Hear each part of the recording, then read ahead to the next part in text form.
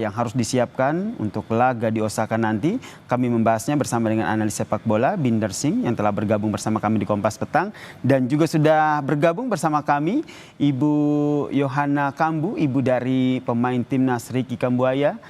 Selamat petang semuanya, selamat petang. Selamat petang. Selamat sore Mama Yohana. Ya, selamat sore. Ini anak Mama yang tercinta ini sedang berada di Osaka begitu, tengah bersiap untuk menampilkan penampilan yang terbaik pada saat melawan Jepang. Terakhir berkomunikasi seperti apa?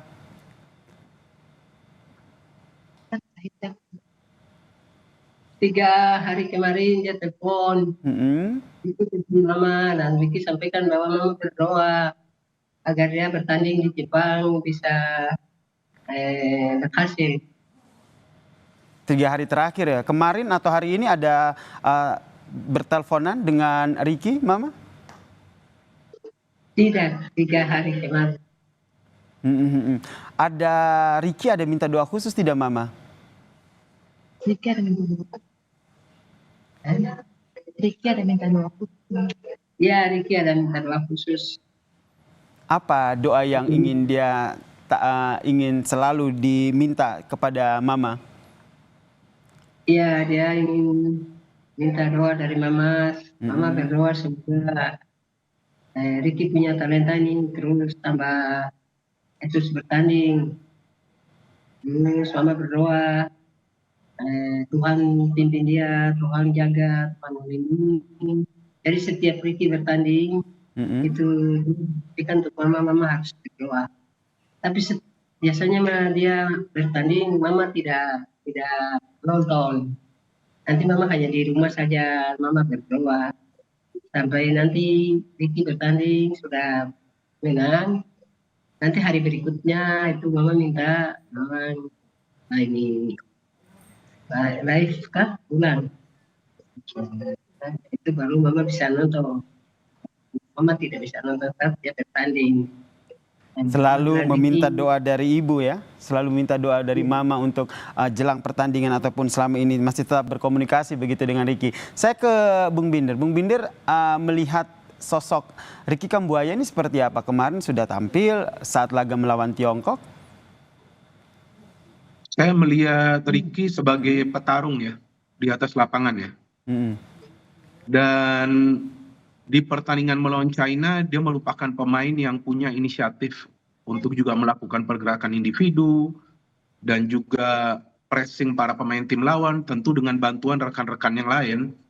Tapi secara ofensif dia memang menjadi pemain yang sangat membantu proses serangan.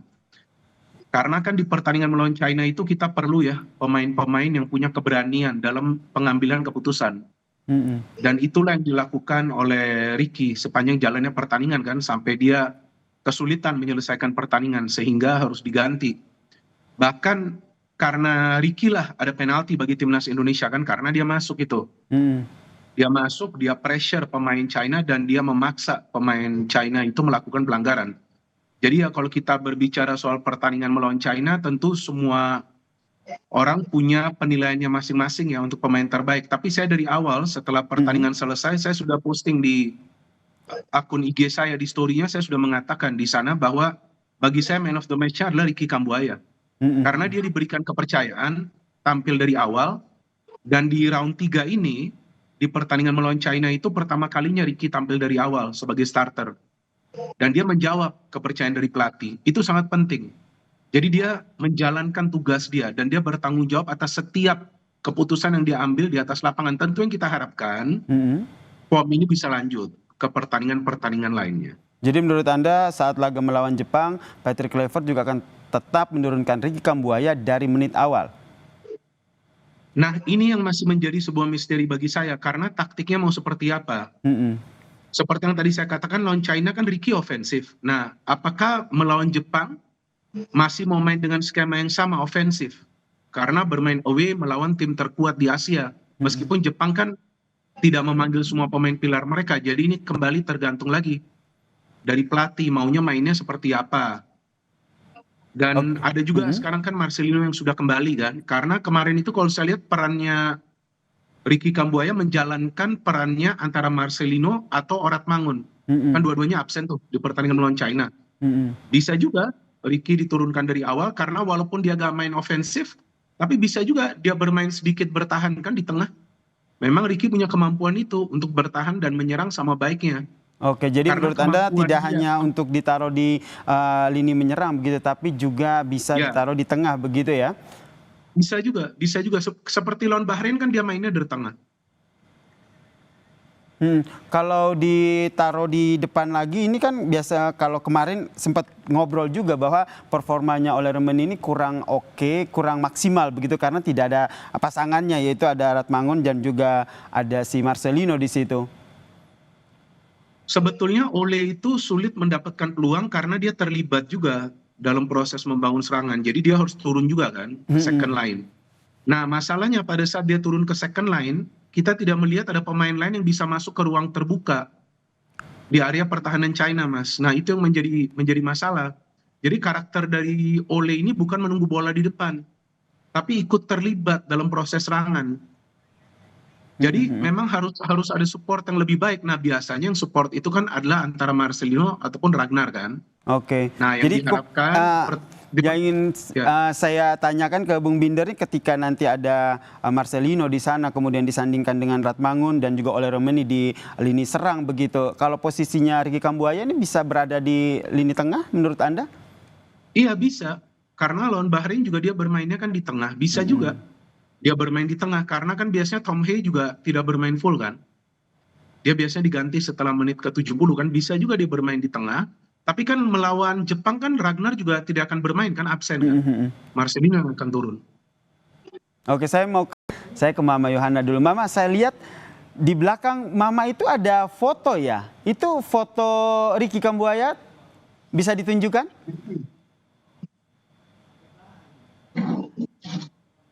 Iya, ini fotonya Ricky Kambuaya.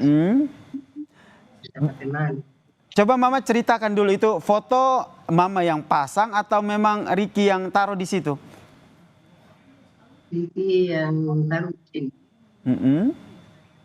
Kapan itu taruh? Ini dia main di Persibaya. Oke.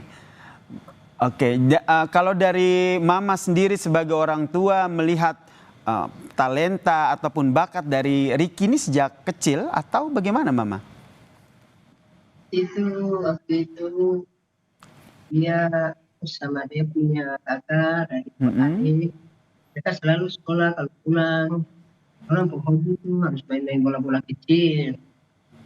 Main di kompleks kayak begitu. Tapi papanya Ricky dorong dia untuk mereka terus bertanding latihan itu. Tapi mama tidak bisa. Mama punya kemauan harus sekolah. Saja. Cuma katakan bahwa Ricky main bola nanti pada akhirnya ada pensiunan, ya, harus sekolah. Begitu, tapi bapaknya Ricky punya kemauan untuk sekolah, harus olahraga, harus main bola di kompleks. Itu dari kompleks saja.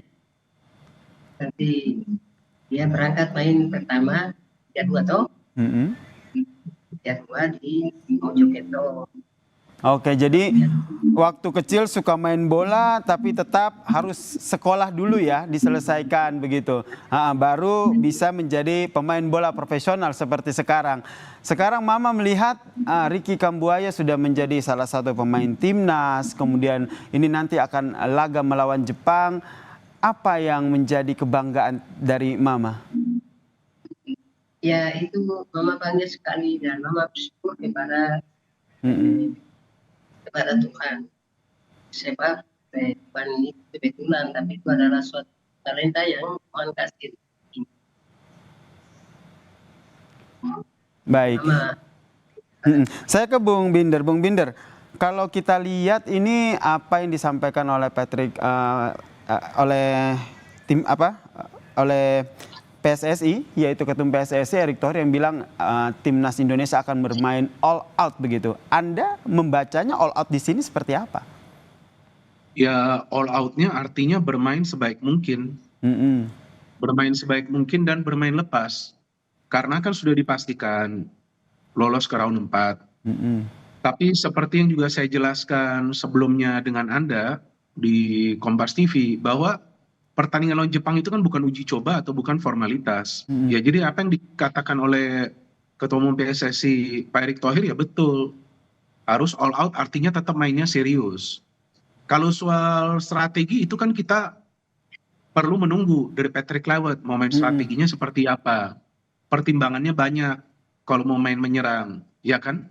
Karena melawan tim yang produktif di round 3 ini, tim yang dijuluki mesin gol ini Jepang. Mereka main bola bukan untuk possession, tapi mereka main bola untuk cetak gol dan menang. Jadi kalau soal strategi ini, saya pikir kalau mau main menyerang tentu pertimbangannya sangat banyak. Kalau mau main defend and counter itu lebih ideal, tapi kita tunggu nanti strateginya seperti apa. Dan soal match fitness dari para pemain ini lebih penting lagi, Mas. Karena lawan China itu kan habis-habisan tuh. Main di GBK, ya kan, karena butuh kemenangan. Nah, jadi saya pikir kalau soal line up, nanti tergantung lagi asesmen dari tim kepelatihan atau tentunya meskipun dari Patrick Kluivert sendiri bilang bahwa tidak akan terlalu merubah komposisi pemain ya. Iya, betul. Tapi kan bisa saja nanti last minute ada pemain yang tidak fit. Kan bisa saja, Mas. Kan mereka masih menjalani latihan hari ini juga kan. Nah, ini yang kita harus tunggu. Kalau soal tidak akan banyak perubahan, ya betul. Saya tidak yakin akan ada banyak perubahan. Karena walaupun ini bukan pertandingan yang menentukan lagi, karena timnas Indonesia kita sudah lolos ke round 4, tapi kan perlu juga menjaga chemistry di antara para pemain, iya kan? Jadi kalaupun mau ada perubahan, saya pikir tidak akan terjadi perubahan yang besar-besaran gitu. Mungkin seperti Marcelino kembali bermain, Martin Pas kembali bermain, satu pergantian lagi di tengah dan satu pergantian lagi di belakang yang sewajarnya saja. Oke, karena jadi menurut Anda tidak akan ada perlu perubahan yang terlalu besar begitu ya dengan komposisi Saya dibandingkan tidak. dengan bermain dengan lawan Tiongkok kemarin. Kalau saya ingin menanyakan soal bagaimana dengan Jepang sendiri, Anda melihat ini akan all out atau menurunkan layer keduanya karena mereka juga sudah otomatis lolos begitu ke Piala Dunia? Iya, memang pelatih Jepang kan tidak memanggil banyak pemain-pemain intinya kan, bahkan ada 7 debutan kan. Jadi ya kemungkinan memang ini yang turun ini bukan Jepang yang sebenarnya. Tapi bukan berarti ini Jepang yang lemah. Tetap aja ini Jepang yang kuat. Karena konsep permainan Jepang itu tidak berubah. Lawan Australia, oke betul, Australia bisa menang. Hasil akhirnya Australia menang, tapi Jepang itu mengurung Australia. Dan memang Australia itu dengan pelatih baru mereka nih, Popovich kan sebelumnya kan pelatihnya beda tuh. Graham Arnold. Setelah lawan Indonesia kan dia diberhentikan, kemudian masuk nih Popovich.